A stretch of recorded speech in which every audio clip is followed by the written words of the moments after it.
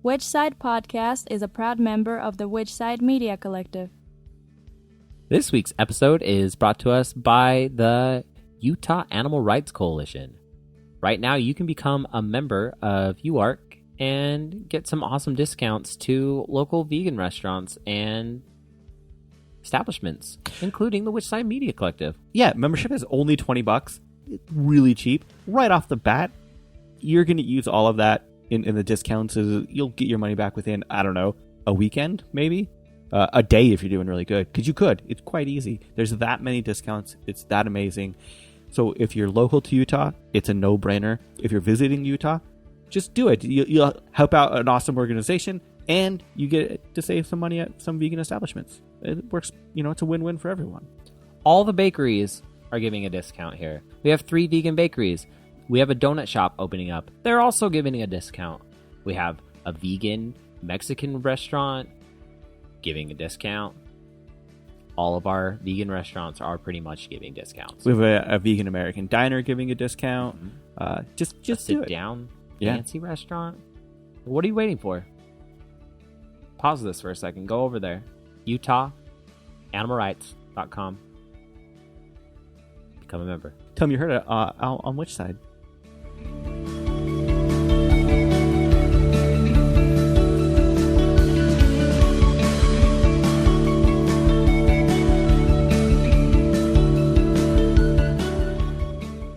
This is episode 184. Yeah, we talk with Greg Bennick.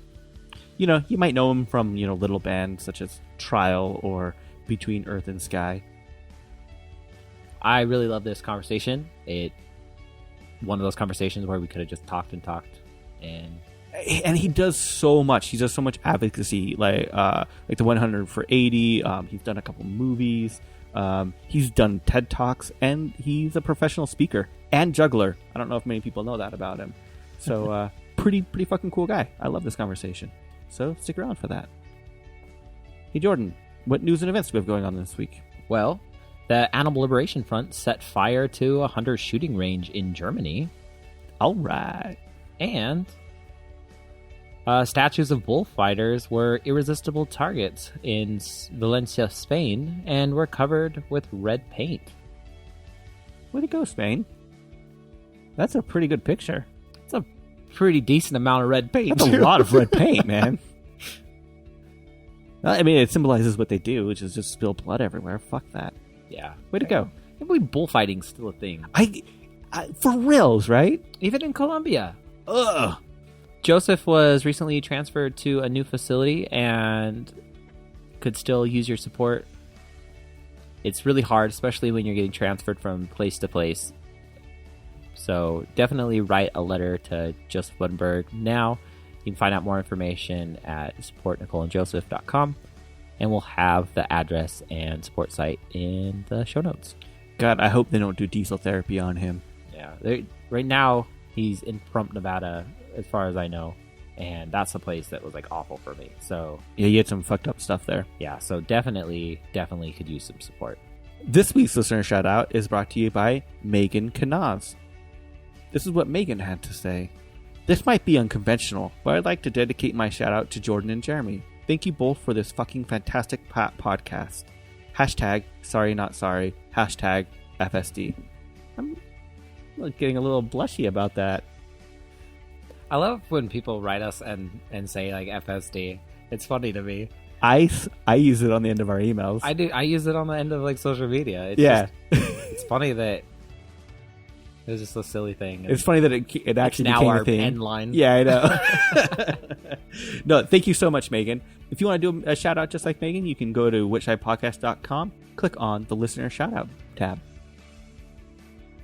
Thanks, Megan. You fucking rock. For the slingshot this week, May 21st, 1979. That's when the White Night riots happened in San Francisco. Due to the light sentencing of Dan White. If you're unfamiliar with the White Night riots, go look it up. You can find out this information and more in the Slingshot Personal Organizer. they're pretty fucking cool. You can organize yourself. There's some cool listings as far as like a radical white pages in the back. There's even guides on like how to deal with police and a little bit on security culture. But most importantly, you're supporting an awesome collective, which is the Slingshot Collective, by supporting them.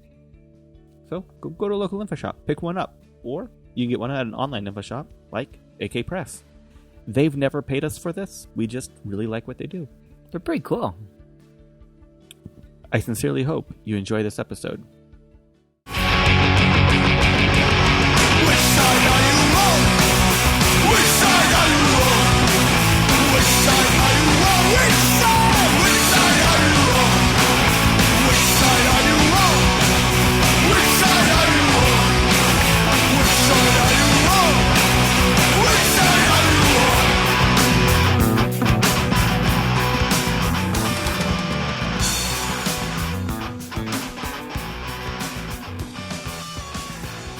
So, how's your day going?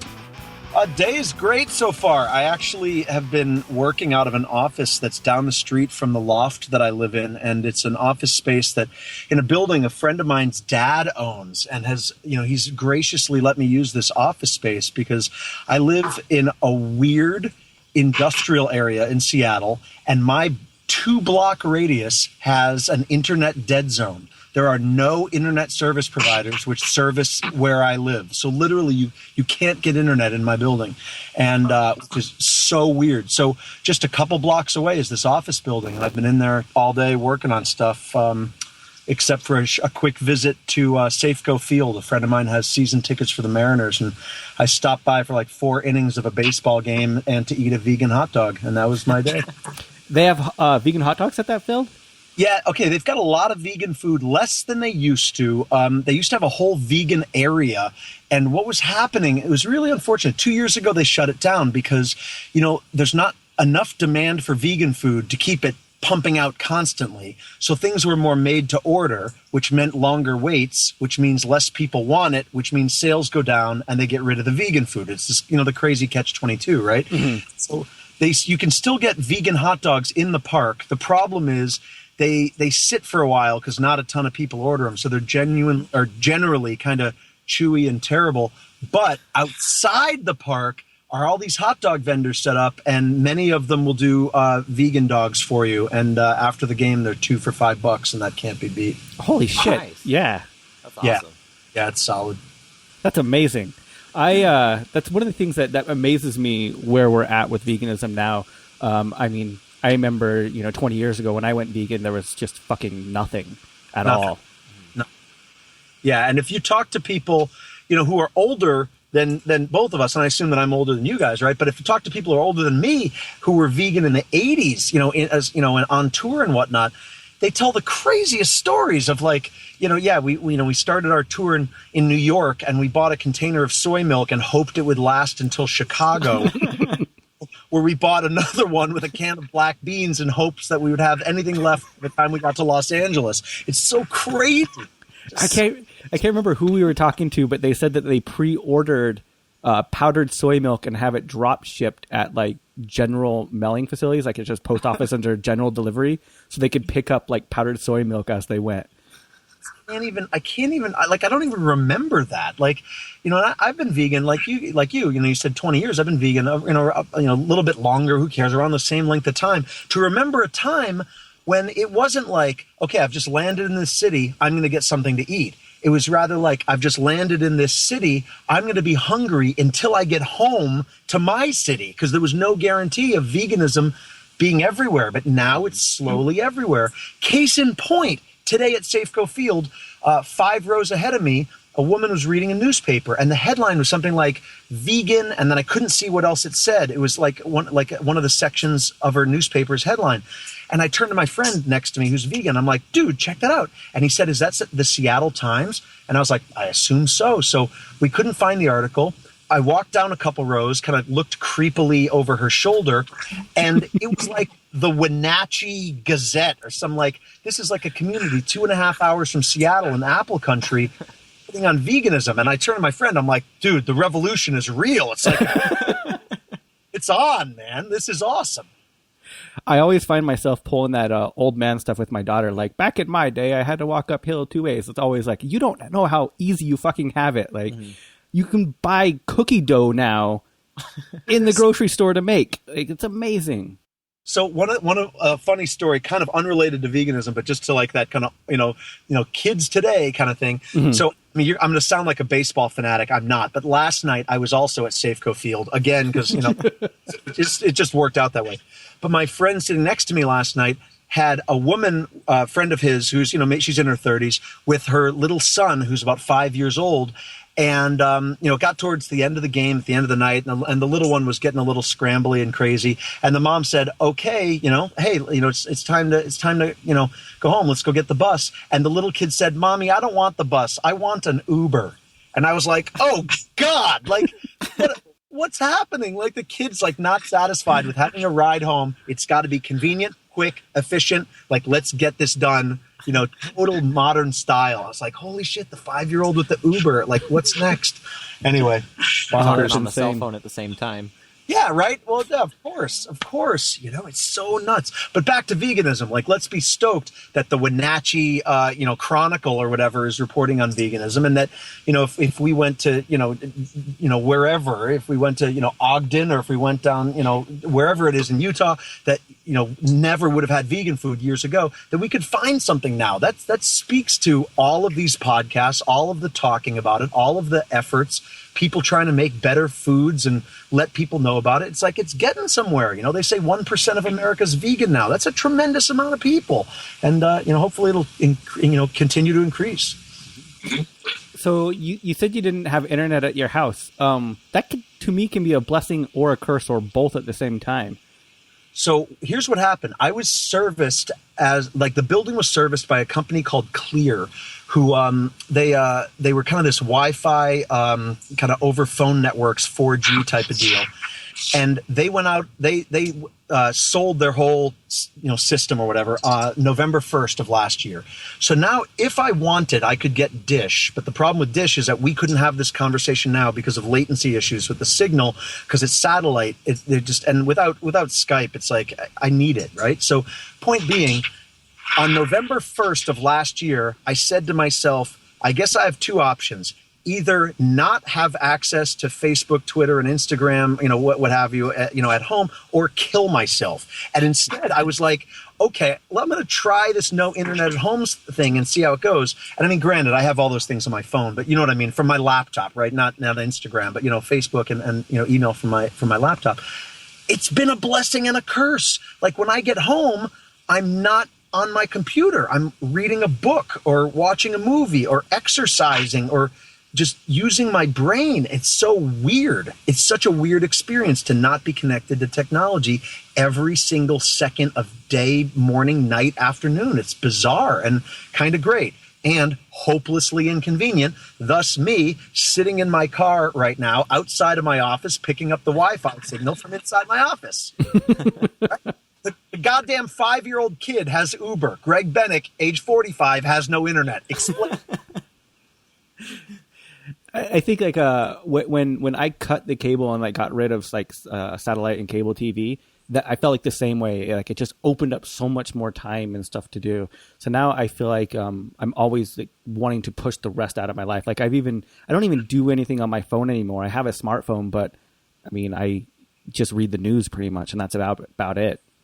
So, and I hear that and I get it. And I think to the times when I'm traveling internationally, like I just got back from Africa and, I spent a lot of time in Haiti, and I hear from the Haitians and I heard from people in Uganda the same thing, which is like, hey, how can I get an iPhone? How can I get an iPhone? How can I constantly with the iPhone, constantly. And I say the same thing to them. I say, trust me when I tell you you don't want an iPhone. And they look at me as if I had just said to them, please rape and kill your parents. This is a great idea. Like, they look at me like I'm a crazy person because they can't imagine not wanting an iPhone. They just cannot imagine it. And the problem is, and I explain to them, I'm like, your social culture, especially in rural Haiti, I'm like, your social culture is based on face-to-face interactions and oral tradition and communication, storytelling, like actual interaction with other human beings. And I promise you, when you get the iPhone, that will end. You'll just see the whole thing dismantled to the point of, all of you Haitians and all of you, Ugandans are going to be walking around rural villages staring at like little screens instead of staring into people's faces. Talk about a blessing and a curse. It's like, yeah, sure, it's great. I can text my mom and be like, hey, here's a picture of my vegan hot dog. But at the same time, it's like I'm losing my ability to communicate with other people. It's just so ridiculous.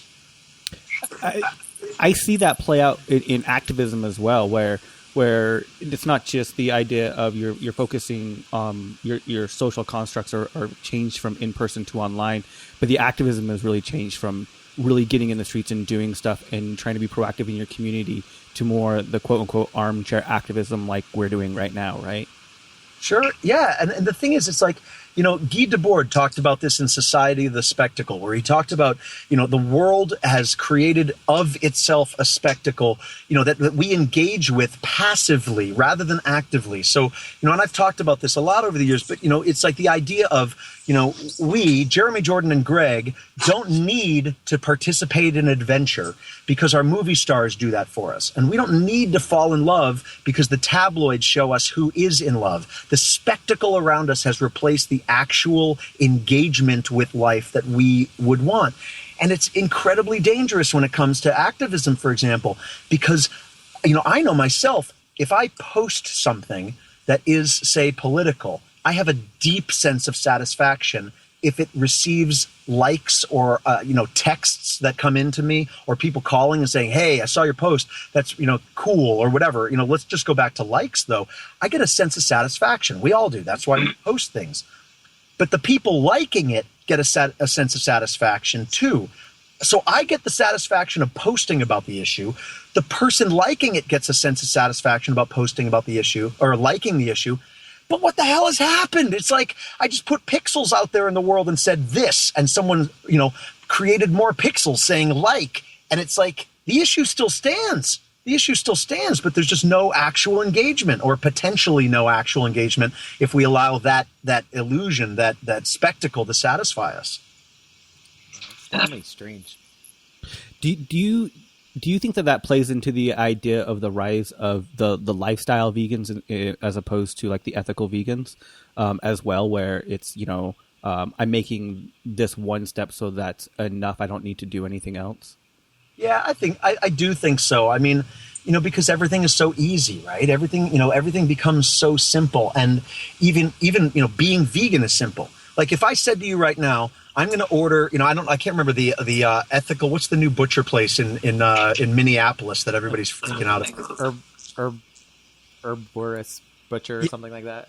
Right, exactly, right? This unpronounceable name butcher. Good.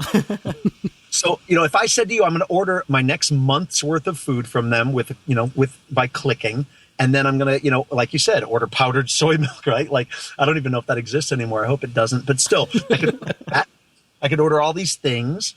And, I've created for myself veganism. And I don't really have to think at all as to why I'm vegan. I don't have to communicate with anybody as to why I'm vegan. I can simply engage with the food, which is cool, meaning it's good. And I'm saying that sincerely, not sarcastically.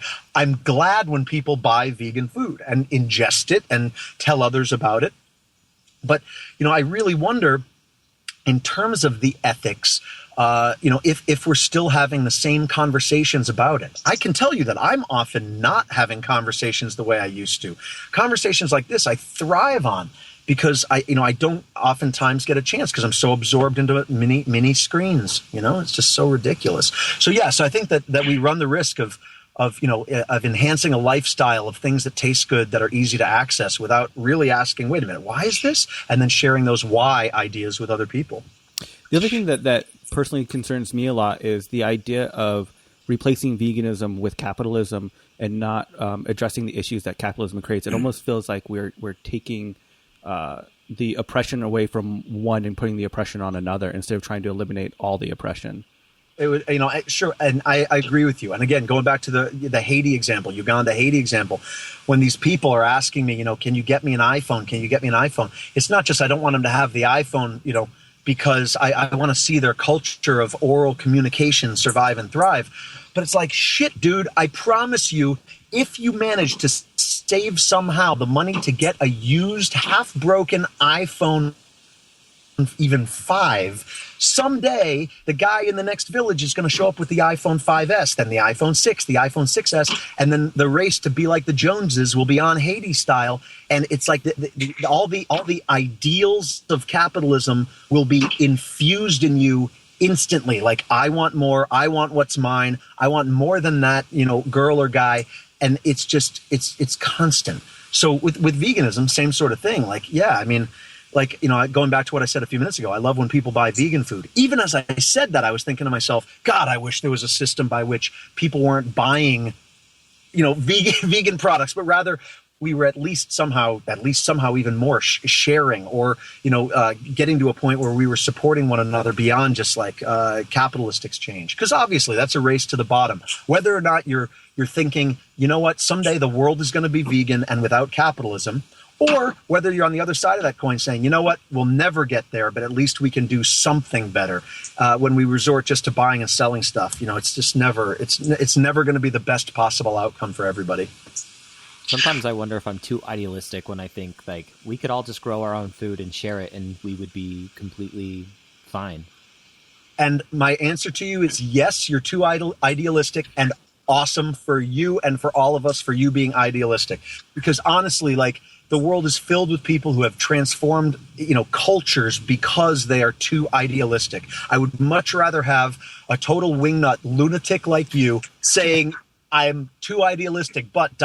here's my idea, than have people sit around and just be like, yeah, screw it, we're doomed. Yeah, great. Let's engage people with that conversation. That sounds interesting. I mean, not even interesting. That's almost flippant. That sounds realistically valuable to talk about. Is, how can we grow more food effectively? I just got done watching the series Years of Living Dangerously. I don't know if you know this. It was a series on a couple years ago about global warming, climate change. And they were talking in the first couple episodes about how climate change is, affecting the heat levels around the world, or temperature levels around the world. But then later in the series, it gets into like, okay, the revolution in Syria was caused by a lack of bread, which was caused by wheat shortages, which were caused by climate-changed agriculture and farmers not being able to grow enough wheat to export to Egypt and to Syria. So you end up with hungry people who are desperate and demanding change. And all of a sudden it's like, oh my gosh, like, if we were all able to grow our own food, life would be better. But in the midst of that, we're engaged in this capitalist maelstrom, or even take out capitalism, this like money exchange, money grab maelstrom that is, again, a race to the bottom, resulting in real-time effects on the world and on its people, which are the furthest thing from what you're talking about. So what I would love is more people talking about what you're talking about and figuring out ways we can make that happen before the earth burns itself to pieces and we all shoot each other. One of my exchanges that I always loved from Mikhail Buchanan, I don't know if you're familiar with him, was an exchange he had with Marx when they were writing letters back and forth. And Marx's argument against Buchanan's form of anarchism was, you're too idealistic. And Buchanan was like, yes. Yeah, and yes, I'm familiar with them, and we used a quote years ago on the Trial LP from Buchanan at the end of at the beginning of one of the songs. If I'm not mistaken, it might be preceding Saints and Sinners on the Trial LP. I can't remember exactly right off the top of my head, but yeah, exactly right. That's it. Yes, I am too idealistic, and believe me, I've been accused of this over the years, time and time again, because unless you have a distinct path from idea to actualization, especially today, where you can imagine an entirely revolutionary concept from idea to actualization, get the funding for it. And I'm talking in the business world, right? Get the funding for your wacky idea that you can, bid on things on this thing called the internet. And all of a sudden, whoa, that's eBay. It exists. Or, oh, I could, find a new way to find places to stay online. Holy shit, that's Airbnb. It's like people come up with ideas to solutions and a pathway to get there. And unless you have idea, solution, and a pathway to get there, you get accused of just speaking in generalities and being an idealist. But again, I go back to it. It's like I'd rather have a whole slew of idealists walking around asking questions again and again and again and again and again than not asking questions at all, which is the situation when we all stare at our phones all day long and don't talk to each other. So yeah, I welcome your, excited idealism. I mean, yes, absolutely, yes, for sure.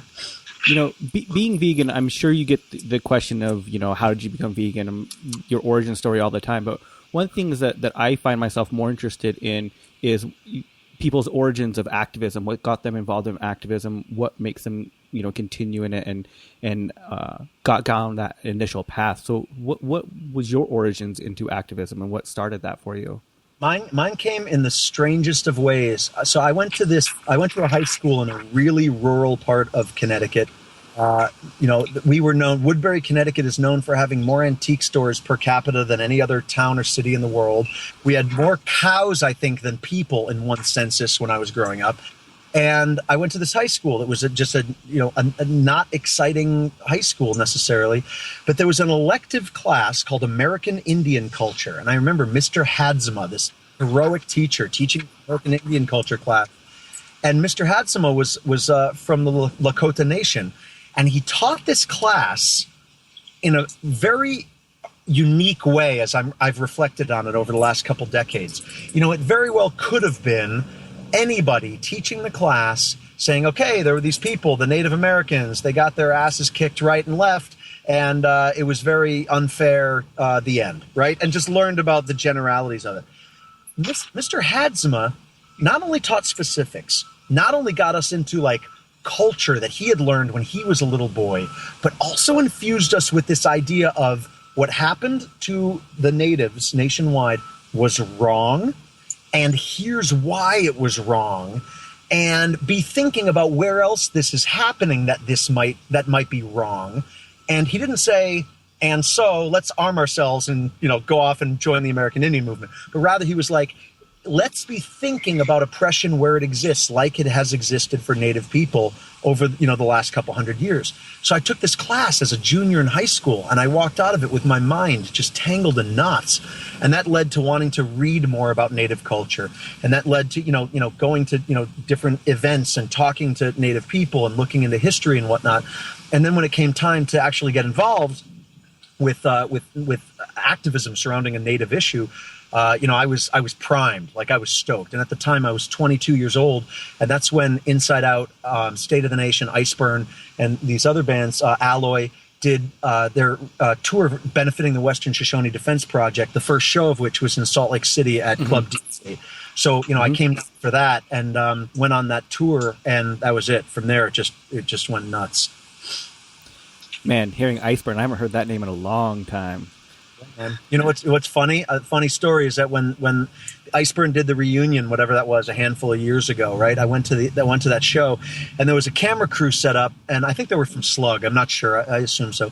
And there was a camera crew set up, and they were grabbing people who were around back in the proverbial day, and interviewing people, right?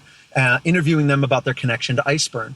So somebody came up to me and they said, excuse me, are you Greg Bennick? I said, yes. Can we talk to you on camera for a few minutes about your experiences back in the day with Iceburn? I said, sure.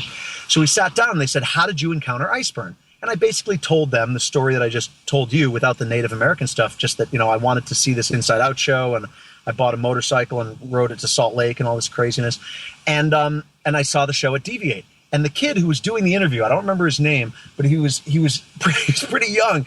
And he says to me, you were at the show at Deviate? I was like, yes, with State of the Nation, Alloy, Iceburn. And he's like, dude, I used to tell girls that I was at that show. And I was just like, holy crap, that's like the douchiest, most ridiculous thing I've ever But it just struck me as, as this moment of, how many generations we pack into one normal human generation when we're talking about hardcore or activism too.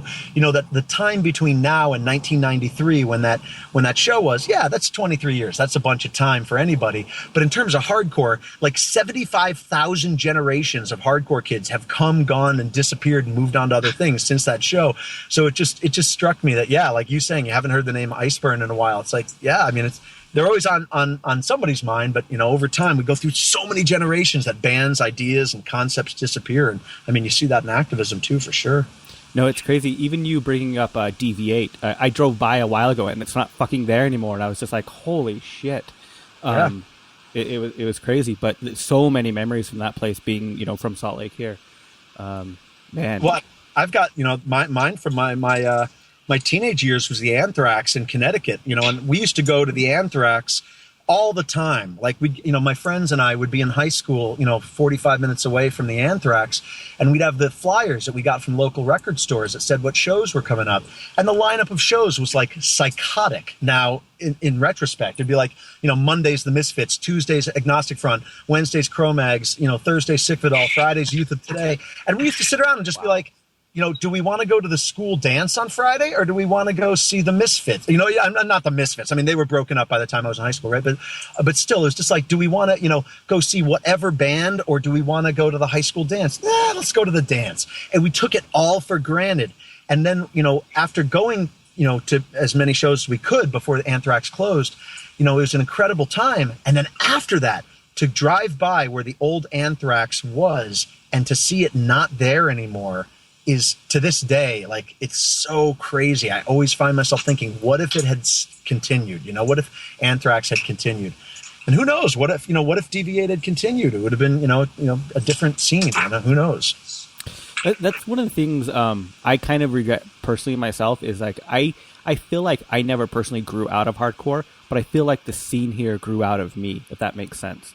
It does. Yeah. Yeah. And, I fucking love hardcore. I still love hardcore. I listen to, almost every day. It's what I listen to, unless it's, bluegrass, folky, or classical. That's a whole nother thing. But I can't get myself to go to a lot of the local shows anymore. It just seems like the scene changed from what I remember it being.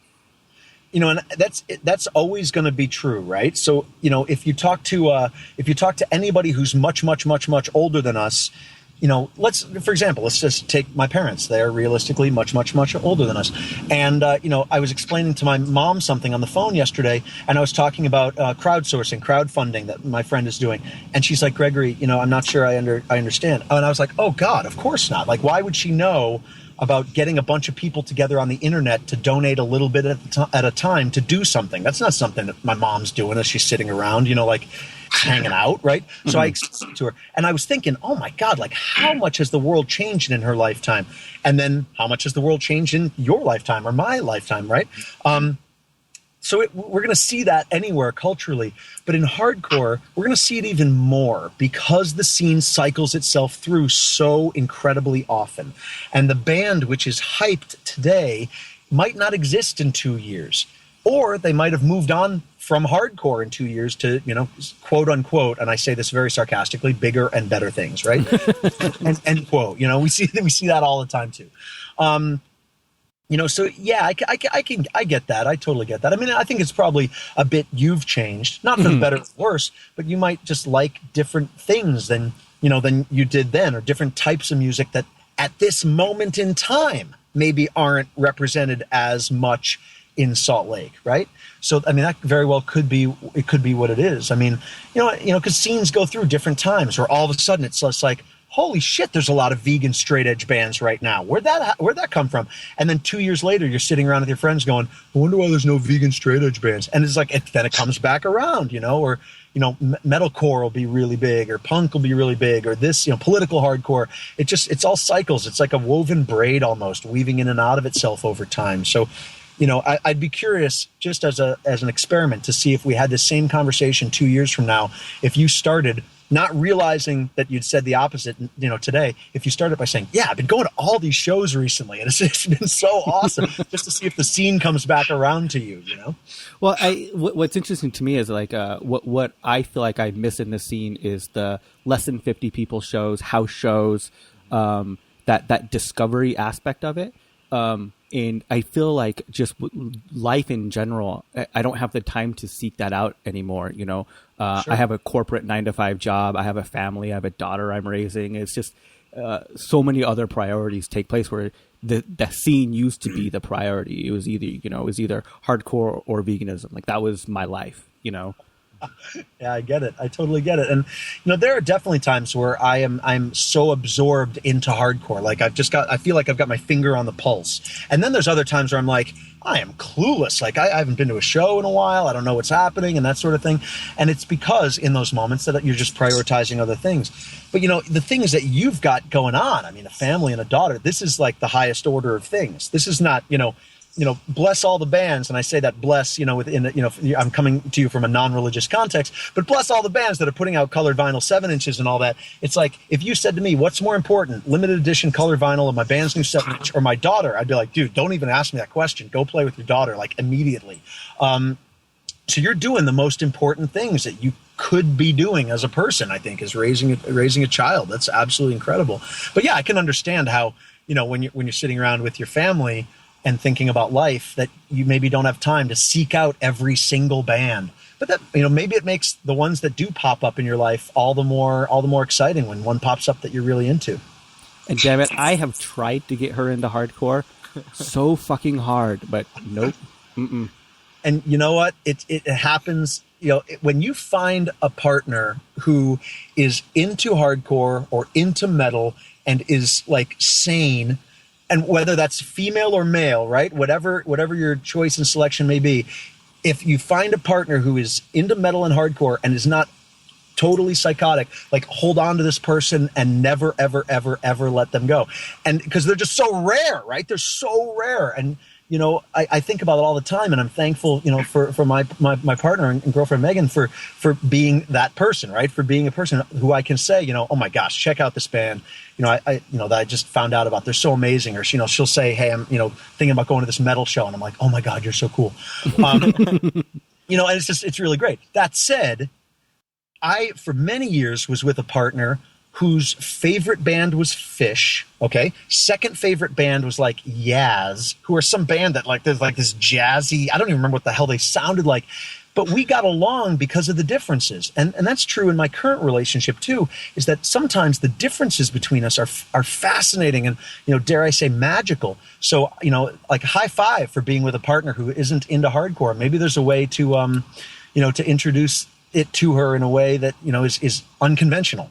And this isn't a toot our own horn thing, but when Trial put out Are These Our Lives, the reason that at the end of the album there was a classical piece called Seem Serene was to introduce people like your partner into hardcore. What we did was we took all of the guitar riffs for all of the songs on the record and transposed them to strings and to acoustic guitar, and then compiled those transposed riffs into that classical piece. So the idea was you could listen to the classical piece while reading the lyrics on the record and sort of have the same experience, albeit in a different musical context, classical rather than hardcore, of listening to the hardcore record. So it was for people like your partner, like my parents, that sort of thing, who would listen to the hardcore for about 5 seconds and just be like, burn this. Instead, going to the classical piece, somebody might access it easier. So yeah, maybe approach them that way. What I find interesting is my partner is the complete opposite of me. Her big is Morrissey and ska, which I can't do either, unfortunately. And then our daughter is the complete opposite of us as well. She's like straight pop kid music, like Justin Bieber, which is a whole nother like fucking hell. And this is making me appreciate my girlfriend, my partner, even more, because she likes Morrissey too, and I love Morrissey. It's like, this is great. Now the ska thing is unforgivable. And I want to ask that you reevaluate your relationship. We could talk about that in another podcast. No, I remember back when I was a freshman in college and I was at Syracuse University, and ska was just like getting bonkers, at least in my world. Maybe it had been around forever. I mean, it probably had, and I was just clueless. But I remember like Bim Scala Bim, and every band had ska in the name, Bim Scala Bim and the Scatolites and, whatever. And I remember going to see a few of the shows and being like, oh, this is so cool. And then by show number 3, I was like, this is so boring. And it just kind of went downhill from there, I don't know. It just never caught on strongly for me. And the funny thing about me is that I got into hardcore from ska. And so listening to ska, from ska went into punk, and from punk went into hardcore. So you're still a ska kid at heart. Yeah, it's true though. and we all get into it different ways, right? And I should say that ska has a very rich history, and as I understand it, and my understanding is limited, a very rich political history too. So I don't want to undermine it too much by my own opinions of the fact that I haven't listened to a ska song since whatever, right? But I'm fascinated by how we all get into hardcore. I mean, I started out listening to hair metal. Like, I was all about Rat and Motley Crue, and going to see Rat and Motley Crue thinking this is as heavy as music can possibly be. Like, I can't imagine I went to see Rat on the Invasion of Your Privacy tour, and I was just a teenager, and I was like, oh my God. I remember Robin Crosby, rhythm guitarist of Rat, poured a beer over his head. I was front row center at the New Haven Coliseum, and he pours a beer over his head and just headbangs at me, showering me with beer and sweat. And I thought, I have been baptized by metal. This is the greatest thing that could ever happen in my life. And then when I found hardcore and punk, I was just like, oh man, metal is awesome. But like the intensity level just went up a billionfold, It's hard to describe. Like, you talk to kids who were really into hardcore, like yourself, and I call us kids because I still feel like we're kids. But absolutely. It was completely transformative, and I don't really get that with very many other genres of music from other people. Like, even if they were really into their independent scenes or really into it, for some reason it seemed like when I talked to people about hardcore, it was like pivotal moments in all of their lives. Absolutely. And what's interesting is that I remember saying, and to bring her up again, my ex from many years ago who was into Fish, I remember putting out my position so intensely early on in that relationship, being like, we got to go down to Rock Candy, this club that used to exist in Seattle. We got to go down to Rock Candy. There's this band, Hatebreed, they're going to play, and my band's going to play, and blah, blah, blah, and we got to see this. You're never going to experience anything like hardcore and the camaraderie amongst it and the brotherhood and sisterhood. And I described how, if I went to any city, anywhere in the world, I could find hardcore kids and hang out with them, and we could find food and places to go. And she looked at me with this blank look on her face, and she was like, yeah, so Fish fans are the same. What's your point? And I was like, shit. No, but it's different. It's hardcore. God damn it. I don't care about you. But she had a point, she had a point. And I think that hardcore is special to us, and that's awesome, right? That's awesome. And it's, it's meaningless to other people, and other people think it just sounds like noise, but it's meaningful to us. And I think it's meaningful for good reason, right? And I still think that, quote unquote, after all these years, because it proves itself time and time again. It's like the three of us have never hung out in a room and played, Cards Against Humanity or anything, right? We've never gone to see a movie together, that. But regardless, we're still hanging out. We're connected. We understand one another, and that's a beautiful thing, and I love it. And if hardcore brings that and continues to bring that, then so be it. That's amazing, and I love it. Even if the goddamn Fish fans think they have something special too. Well, I do own all of the expansions to Cards Against Humanity, so that's always an option as well. It's great. I just got my first Cards Against Humanity set with an expansion pack from Megan, and I'm very excited about it. So yeah, we could do Cards Against Humanity Salt Lake style sometime when I'm down there. I would love it. It's one of my favorite fucking games. It's great. So one of the things that I have been, I don't want to say struggling with, but being an activist and always looking at the intersectionality of what we do and the constant self-reflection of trying to be better and calling myself out on my own things, let alone calling other people out. What that has done for me has really made me reevaluate and re-question why I am in my mid-30s and still hold so strong to the straight edge label, right? Mm-hmm. And as a kid, it was very informative for me, and I loved it so much, and it helped me keep me very sane and grounded, and I think make the best choices I possibly can.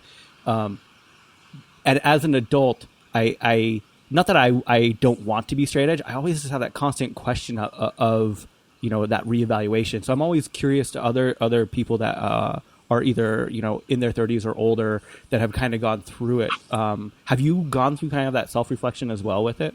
All the time. And all the time meaning not that I question whether or not I want to be straight edge, because I love straight edge. It's so cool. There's a guy in Seattle who I see every 4 or 5 months at a show.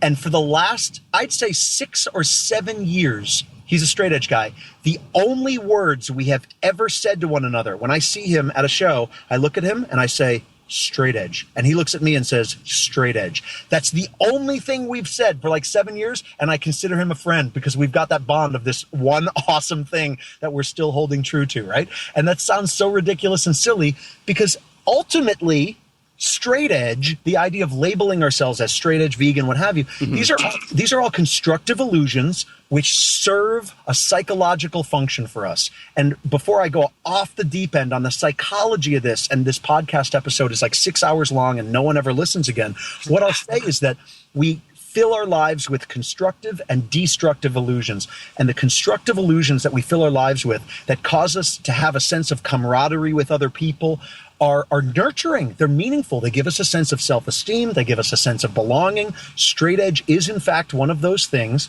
But when I say it's an illusion, it's not that it doesn't have value. It has tremendous value.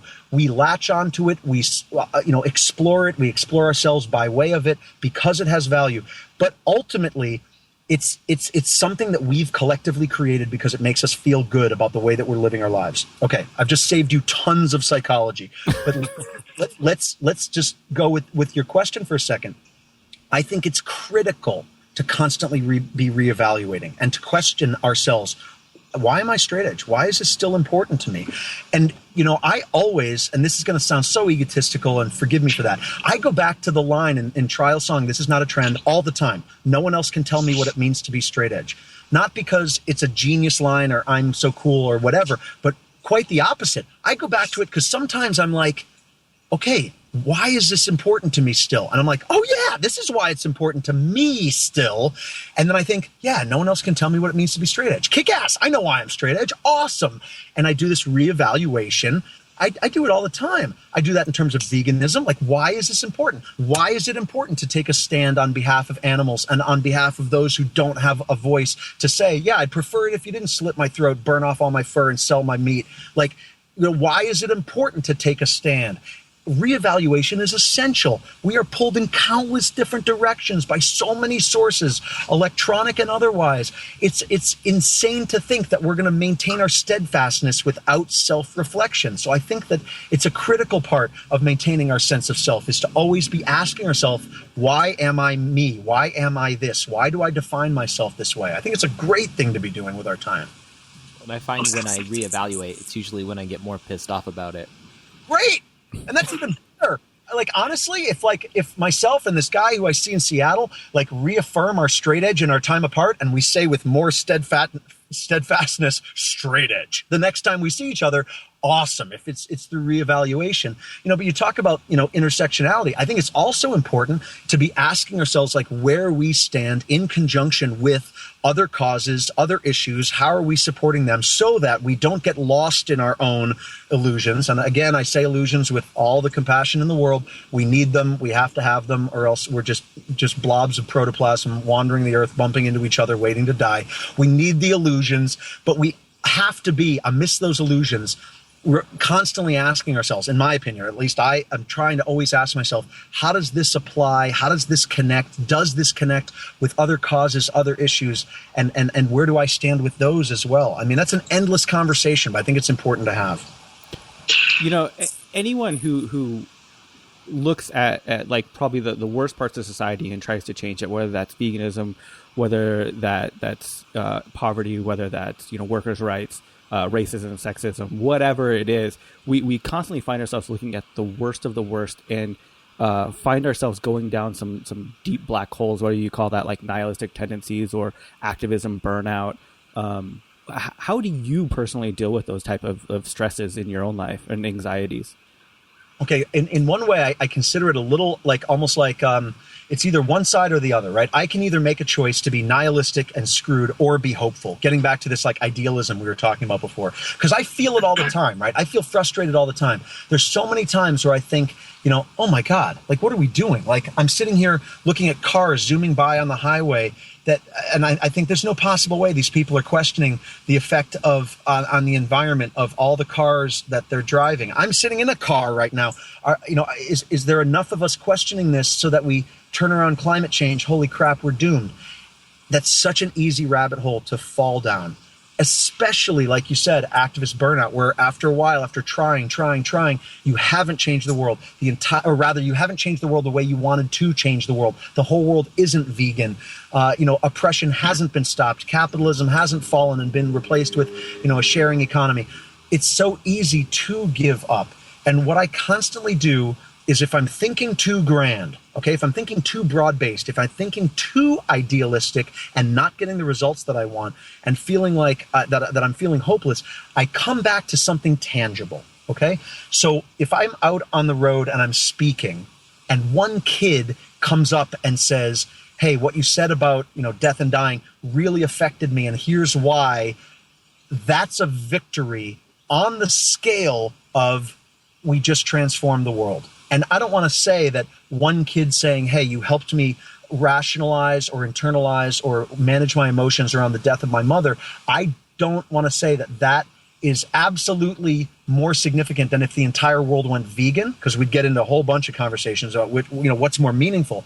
But for me, I try to find a tangible result of something that I have either supported or done or been involved with that has led to an actual tangible change, and I stand on that mini foundation and then move on from there if I'm feeling burnt out. I think that that's really important, because it's so easy to get lost in the big picture. It's just so easy to get lost in it and forget about the tangible results that come from our efforts. For you, what is that moment in your life that you reflect back to, of that memory or those actions that you, or accomplishments that you've achieved? My focus has always been human rights, right? Like that's always been my jam, above and beyond everything else. And that doesn't mean that, everybody being straight edge would be awesome. And believe me, I've thought countless times about the bar across the street from my house, which is now it's not a bar anymore. Now it's a restaurant. But when it was a bar across the street and there was drunks driving down the street at the end of the night every night, I thought it would be awesome to have a posse of people at either end of this street waiting to pull people over and then pulling them out of their cars if they were drunk, beating them, destroying their cars, leaving them in the street. That would be awesome. I'd support it. I would love it. I think it's a great idea. I think that drunk drivers should be murdered. I think that's awesome. Okay. And when I say things like that, I get a lot of flack from it. So, I over the years have wanted very, very, very much to be, amidst that kind of straight edge kind of push in the world towards a straight edge world. Veganism, same thing. I would love to see a vegan world. I would love to see anybody eating meat just absolutely, talk to in some compassionate way to get them change their mind. I don't know why I'm so militant about straight edge, but so, non about veganism. But still, I would love to see a vegan world. Absolutely.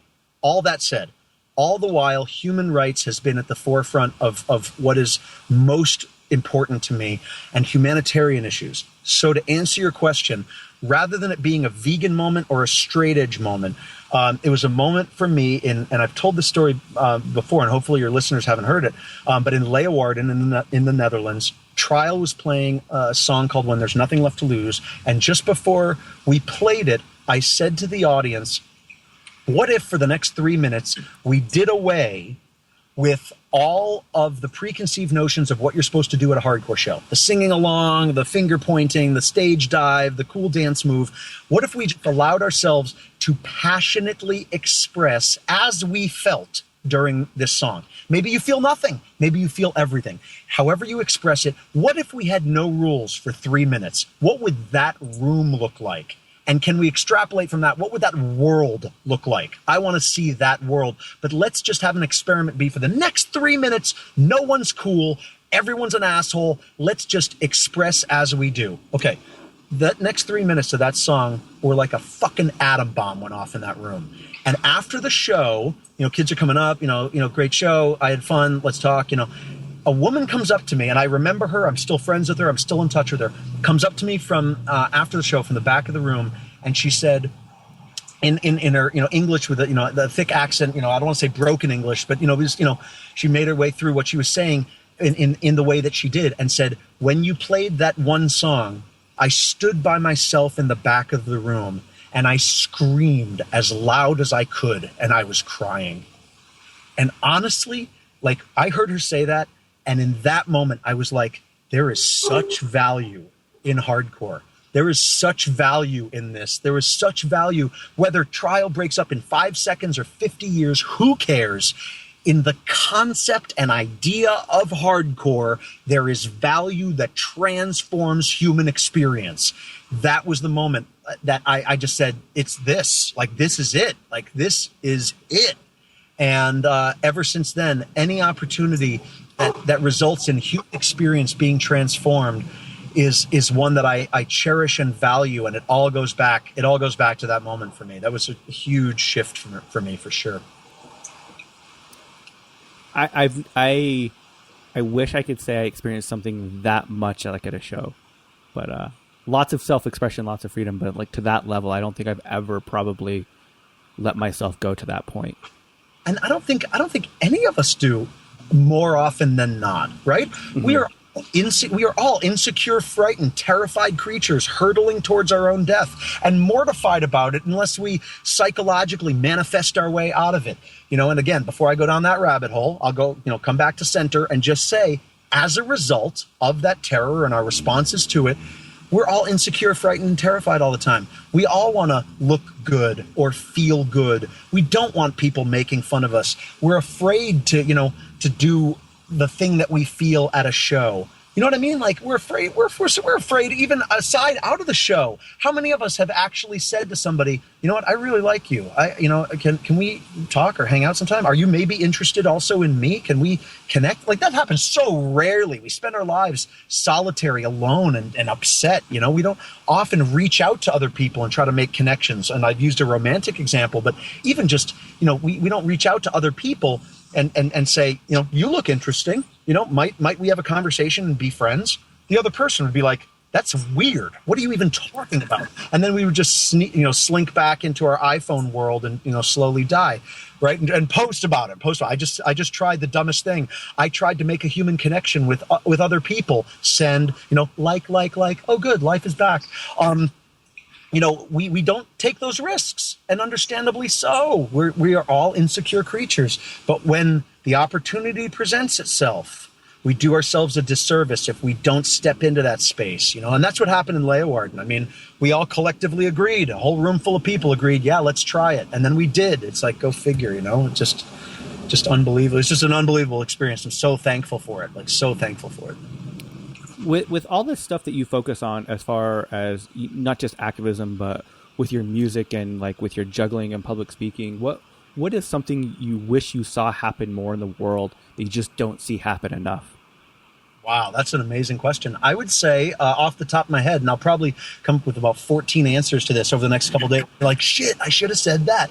But I think more often than not, there's real value in live connection and live experience. Okay. And by live experience, I mean, when I'm on stage speaking, okay, and I have a sense of connection with the audience, not as a result of something I said. Okay. This isn't me saying all the things I say are important or meaningful to audiences. They're not.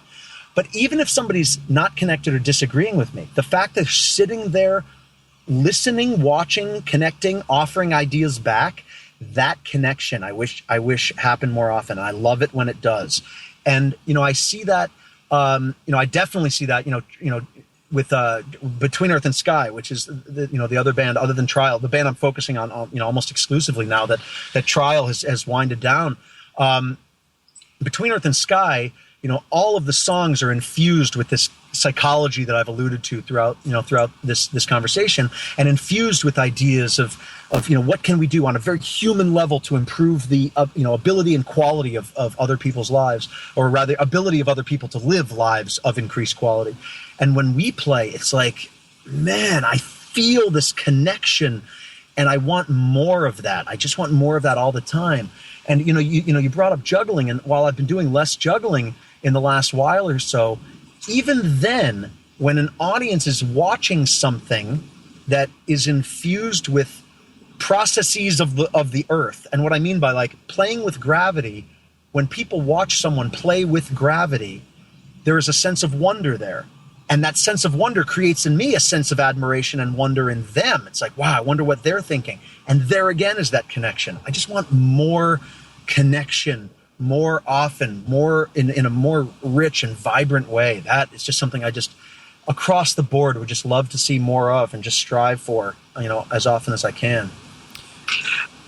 How can people that have that utter fear of that connection actually, overcome that and break down that? I mean, I find myself definitely in one of those people where I'm pretty fucking introverted, and when I'm not in a setting that I know I have to be like out there, I like my personal time. I'm very quiet to myself. What advice would you give to people to help create those connections? Yeah, the first thing comes to mind is that we think of terror as an opposing force.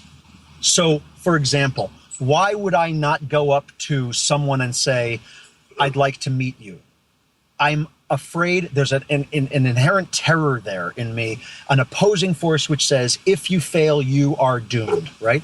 But what happens if we were to make a choice to redefine our relationship with our fear, to redefine our relationship with terror, and think of terror not as an opposing force, but maybe an ally, something that pushes back against us or inspires us forward, or something that we could work with. In that situation then, and again, this isn't me preaching, right? Because I struggle with this all the time myself, and I think about it all the time. But if we think of our terror in a new light, it might very well be that we step into new possibilities, not thinking in terms of fear and the terror of our failure and potential failure, but rather like, okay, I'm afraid of this. There's a reason why. It's not because if I ask that person to talk or if I say hi to that person, they're going to kill me. Chances of that literally happening are very slim, but rather I'm afraid of some other type of failure that's deeper. It might actually cause us to, reflect a little more and understand ourselves a little bit better, and then into that situation, recognizing that, terror serves a purpose. It protects us. So, I'm not exactly sure where we got cut off for a second, but it doesn't matter because, ultimately, the point is failure, not as the end all, but rather just as a stage along the way. We might enter into those situations more often, learn about failure more often. And learning about failure more often is what ultimately is going to lead to success, or at least non-failure, even if it doesn't look exactly like success. So that's, that's ultimately, I think that's ultimately promising, is, just to think about why we're afraid. And it's often not the thing that we're thinking about doing that's making us afraid. There's something beyond it. There's something beyond it. Things serve as metaphors for other things. So if we're terrified to go up to somebody and speak, it's not about the speaking. It's not about the walking up to the person. It's not about the talking to another human being. It's not about the potential rejection. There's something else. It's that whole process serves as a metaphor for something deeper that deserves our exploration. And as a result of that exploration, the actual act of talking to that person deserves to be done, because it's not about talking to the person, So, yeah, I would just say, give yourself a break on the fear front, and just step into the unknown and just see where you land. So speaking of fear, what is something that you have not shared in a public space before that you'd be willing to share right now? In terms of like personal fear, or in terms of like just anything that you've never really shared before in a public forum? Would you be willing to share something now? Totally. I mean, I could think of whatever comes to mind first. I mean, the thing that comes to mind first is fear of insignificance, and I don't know if I feel like I've shared that before. I'm not sure if I have, but I'm happy to talk about it now. It's not something that I necessarily bring up. Like I have a fear that the cumulative effect of my life will mean nothing. And I think it's rooted in the fact that the cumulative effect of my life will in fact mean nothing. But I have this terror that the cumulative effect of my life is gonna mean nothing. And as a result, I need to engage more deeply and try more and do more and put myself out in the world to counteract that fear, to counteract that terror.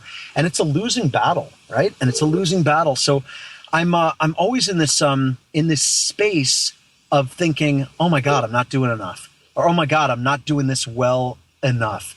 Or I should have done that other thing. And I think myself into into knots. Like I think myself into oblivion.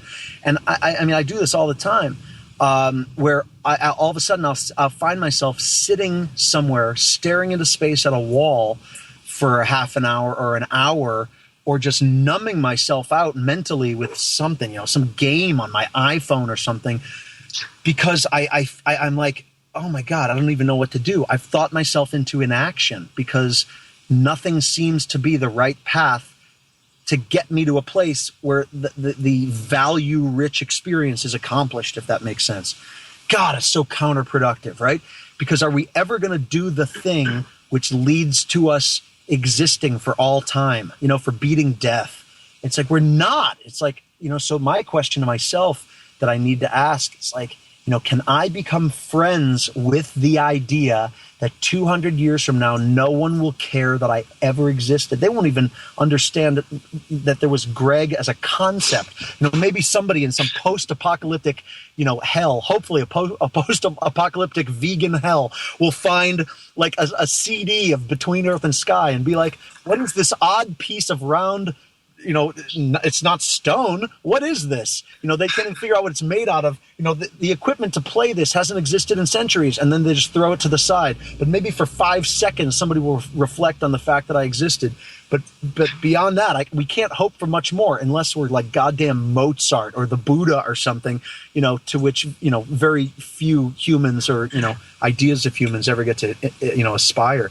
But shit, I just want to, I have this desperate fear of death and desperate fear of insignificance that I would love to counteract through something that I do in this life. I mean, I struggle with that constantly. That hits really home to me because you could have described me to a T. Good. Well, let's hope that someday, like 1,000, 10,000 years from now, somehow this podcast recording survives in some ethereal form, and some future creature, that barely resembles a human is sitting around eating what descendant, of tofu has evolved through soy production over the next, 100 millennia, and they listen to this podcast and they translate it into whatever form of English exists, and they think, wow, these people were significant. Jeremy, Jordan, and Greg, thankfully they existed. This is beautiful. And 10,000 years from now, we survive. Let's hope for that. Reality is it's not going to happen. We're screwed. That's exactly right. Absolutely fucked. And there's no way out of it. It's like, it's a miracle that we've lasted into our 30s or our 40s without being hit by cars or poisoned or just dying randomly. It's like, the fact that, nothing has fallen on my car, or, some crazed person hasn't shot me through the window. It's a miracle, I mean, honestly. And you're right. So let's hold on to the idealism of 10,000 years from now, Jeremy, Jordan, Greg, kicking ass in some future person's life. But yeah, you're right. We're doomed. There's no this. Well, I can't believe it's already been an hour. What are some ways that people can get in touch with you and find out more about you? Anytime through Facebook, people can contact me, of course. And actually, you know what? Let's even leave Facebook out of it. And the reason I'm saying that is because, time and time again, I'm reminded. And granted, I like everybody else on the planet, using Facebook, right? They say that there's like 1 billion users a day. Your dog barking in the background probably uses Facebook. It's just like, yeah, find me at facebook.com/pup. But it's like, undoubtedly, we all use it every day. But time and time again, it's just like, holy shit, this is not a social tool. It is a marketing tool first, foremost, and only that we get to use for social means as they troll and mine us for information. But, people most definitely, if, can, on wordsasweapons.com, they can get in touch. 100forhaiti.org, and that's all spelled out ONEHUNDREDFORHAITI.org. They can get in touch there. And the reason I give out 100 for Haiti specifically is because I would love for people to look at the 100 for Haiti website and download. There's a PDF of what we need for help in terms of the humanitarian work we do in Haiti. I would love to have people, check that out, imagine how they might get in touch, or rather how they might help, and then get in touch and, have a conversation. But yeah, info@100forhaiti.org. If they want to email, that goes straight to me. And I would love to hear from anybody anytime. Will we end every episode saying fuck, shit, damn? Would you mind saying it for us this week? Was that fuck as in sexual intercourse, shit as in fecal matter, down as in the opposite of up? Damn, as in Okay, fuck shit, damn, as in damn. in our life and in our inevitability. Screwed. We are all the damned. Absolutely. Happy to end the conversation, which has been a great one, and I appreciate your time and your listeners' time by saying, yeah, fuck shit, damn. This week you heard. Aurora Borealis by Tristeza. Right now you're listening to. Sweet Demure by Beats Antique. Hey, iTunes, if this is how you're listening to us, go rate and review us. It's sincere. It really helps out the show a lot. To give you a little, show you how it helps it. Right now, if you look up for vegan podcasts in the iTunes store and just type in the word vegan, we're ranked 18. But we were previously ranked 50. And rating reviews is what pushes that up there. So if you want to get us in the top 10, which puts us on first page views kind of stuff, then go rate and review us. Get us in the top 10. A lot of those podcasts don't even release anymore, so you're not screwing them over. You're just helping us out, and you're motivating us to release more and more for you. Otherwise, you'll just depress us, and we'll get burned out and stop releasing episodes because you made us feel bad. So iTunes, rate and review. And if you're on another podcast aggregator, go rate and review there as well. Whether that be Stitcher or Podbean or whatever you're using. We're on fucking all of them. So there you go. Social media. Yep. You should be our friends as well. Because, I'm pretty lonely for the most part. And so I just look at my phone all day. And if you want to talk to me, I'll talk to you. It's fun. That's how I do it. We don't have a Snapchat. But if one person said, hey, I wish you had a Snapchat, I'm sure we would get a Snapchat. Yeah. And I'd probably ask Mari to help me with it, and she'd be mad because she wouldn't want to, but she knows how to do it. I don't get it. I use the filters, and I make the rainbow come out of my mouth, and that's fun. I don't even have it on my phone. But you can make a rainbow come out of your mouth? Yeah. I want to be able to vomit a rainbow. You can switch faces with people. That's the best one. Face swap. Is that how people do all that stuff? Yeah, it's Snapchat. Okay. Yeah. Now you know. Now I know. Knowing's half the battle. So if you want to do face swapping with us, we'll do Snapchat. How's that? Can we do that on that? No, that's not how it works. They send us a photo. We could then switch the faces, and we send. Yeah. Yeah, right? sure. Yeah, Sure, that'll work. We'll figure it out. Yeah, we'll for everyone that adds us on the Snapchat we don't have, we'll face swap you. So be our friend on social media. We're on Facebook, Twitter, Instagram, and Tumblr. Also Google, but not really. Tumblr. We're on Elo too. We are on Elo, probably. Yeah. Check out our MySpace profile. Are we on Friendster still? Yeah. I have LiveJournal, Dead Journal too. We're also on DeviantArt. Yes. We're not. Okay. Fuck shit damn.